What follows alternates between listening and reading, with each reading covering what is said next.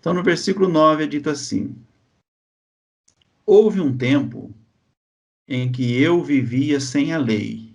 No entanto, quando tomei conhecimento do mandamento, o pecado ganhou vida e eu morri. Assim descobri que os mandamentos da lei, que deveriam trazer vida, trouxeram, em vez disso, morte. Aqui eles vão dizer que é o apóstolo Paulo que está falando a respeito dele mesmo, nesse versículo 9. Mas eu gostaria que os irmãos meditassem, porque o apóstolo Paulo, como é sabido, irmãos, ele nunca viveu período algum fora da lei, tá? Ele nunca viveu fora da lei. Quando o apóstolo Paulo nasceu, já existia a lei. E quando ele morreu, ainda existia a lei. Então, o tempo todo de vida do apóstolo Paulo foi dentro da lei. Então, quando ele diz assim, olha, houve um tempo em que eu vivia sem a lei, esse aqui não é o apóstolo Paulo, porque o apóstolo Paulo viveu o tempo todo na lei. Se você pegar a época que nasceu o apóstolo Paulo e a época que ele morreu, você vai ver que ele viveu totalmente dentro do período da lei. Então, esse homem aqui revelado pelo apóstolo Paulo não é o apóstolo Paulo. Esse homem aqui é aquilo que eu trato com os irmãos já há muito tempo, é o homem coletivo. Então ele diz assim, ó, houve um tempo em que eu vivia sem a lei. Em que tempo que esse homem viveu sem a lei? Ele viveu sem a lei de Adão até Moisés. E não era o apóstolo Paulo, era o homem coletivo, era o homem universal. Esse homem, ele existe, irmãos, esse homem coletivo. É o homem que Deus trata com ele. Esse homem coletivo que a religião não conhece, não reconhece, ele está aqui na história. Aqui a Bíblia fala dele, ele está sendo revelado aqui na história. Então, esse homem coletivo, ele aparece aqui agora na pregação do apóstolo Paulo, que é dito dele o quê? Que esse homem ele viveu um tempo sem a lei, como diz aqui no versículo 9. Aí ele fala assim que esse homem coletivo, ele cita assim, olha, eu vivia sem a lei, mas no entanto, quando eu tomei conhecimento do mandamento, quando a lei veio até mim e eu tomei conhecimento do mandamento da lei, o pecado ganhou vida, porque o pecado não tinha vida no homem coletivo, mas ele ganhou vida quando ele conhece a lei, quando a lei revela dentro desse homem coletivo como que é o coração, como que é o interior desse homem coletivo, o pecado ganha força, o pecado ganha vida, o pecado então começa a viver por si só, o pecado começa agora a agir dentro desse homem coletivo de maneira a escravizar o homem coletivo por causa daquilo que ele é, daquilo que o pecado é. E ele diz assim, então, no entanto, quando eu tomei conhecimento do mandamento, o pecado ganhou vida e o que aconteceu com o homem coletivo? E eu morri. Então, se o apóstolo Paulo estivesse falando disso aqui, irmãos, ele teria que ter morrido. Quando ele conheceu a lei, ele teria que ter morrido. Mas o apóstolo Paulo não viveu sem lei em época alguma. Todo o tempo ele viveu na lei.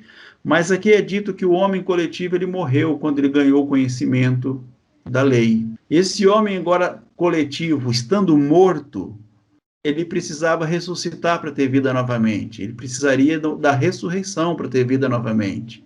Porque agora o homem coletivo se encontra morto. Aí ele diz assim, olha, assim descobri que os mandamentos da lei que serviam, ou que deveriam trazer vida, os mandamentos da lei que deveriam trazer vida, eles trouxeram, em vez disso, morte, e não trouxeram vida. Então, aquilo que a lei veio para fazer, irmãos, qual era a função da lei, ela estava cumprindo muito bem, que era revelar a morte para esse homem coletivo, para essas pessoas. Mas o homem achava que não. O homem, ele entendia o tempo todo que isso era para trazer vida, que a lei era para trazer vida. Mas, na verdade, ela só trouxe a morte. Então, é dito assim no versículo 11. O pecado se aproveitou desses mandamentos. Não mate, não roube, tantos mandamentos que está ali na lei de Deus. Ele aproveitou desses mandamentos e fez o que, então, com esses mandamentos? Ele se aproveitou desses mandamentos e me enganou. pecado me enganou. Então você percebe que quando o apóstolo Paulo está falando aqui nesse texto, ele trata o pecado como se fosse algo vivo, irmãos. Algo existente e que tinha uma ação própria, uma coordenação e uma ação própria, o pecado tinha. É mostrado aqui uma ação própria. Ele diz que o pecado toma a ocasião do mandamento, né? Ele aproveita o mandamento, ele engana, né? Ele mata. Então, tudo isso é a ação do pecado.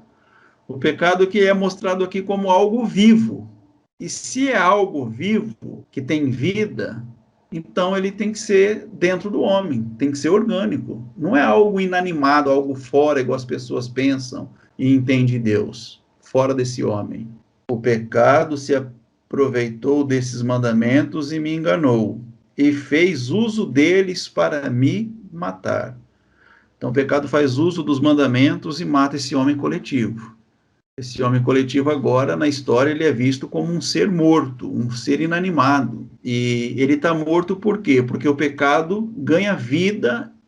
O que isso na prática representa para nós, irmãos? É isso que a gente tem mostrado para os irmãos no Evangelho Orgânico desde o princípio. Isso aqui é a mesma dicotomia que nós encontramos ali em Caim e Abel. O pecado é representado por Caim, que mata o Abel. O Abel é representado aqui como ser espiritual, que o pecado mata ele. Tá? O espírito morto, espírito inativo no homem agora coletivo.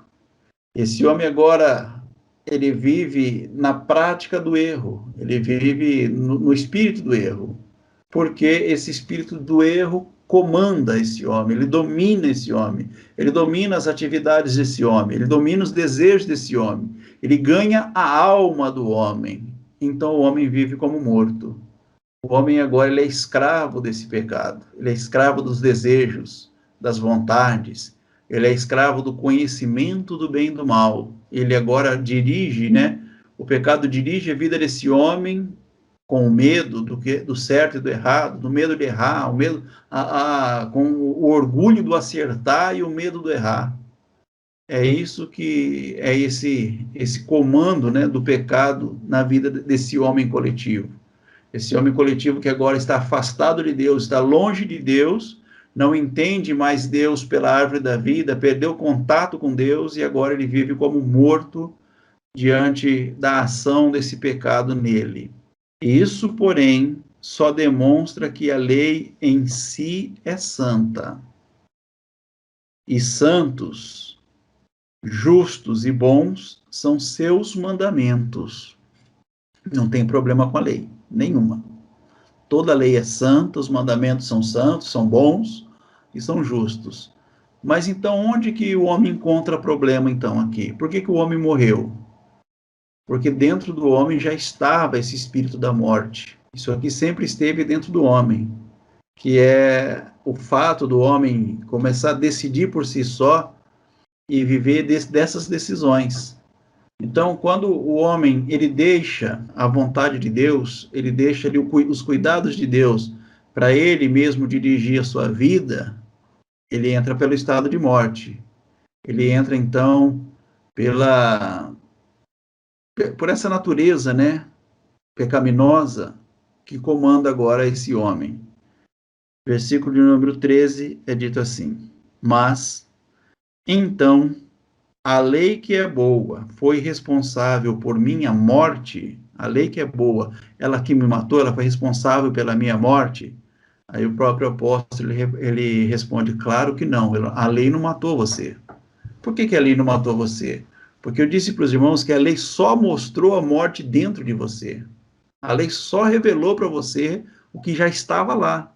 Que era esse comando da morte, esse espírito da morte, esse reino de trevas que estava dentro do homem. A lei só serviu de espelho para mostrar para o homem o quanto o homem era pecaminoso. A lei não trouxe o pecado, ela só mostrou o pecado. O pecado usou o que era bom para me condenar à morte. Vemos com isso como o pecado é terrível, usando os bons mandamentos de Deus para seus próprios fins perversos.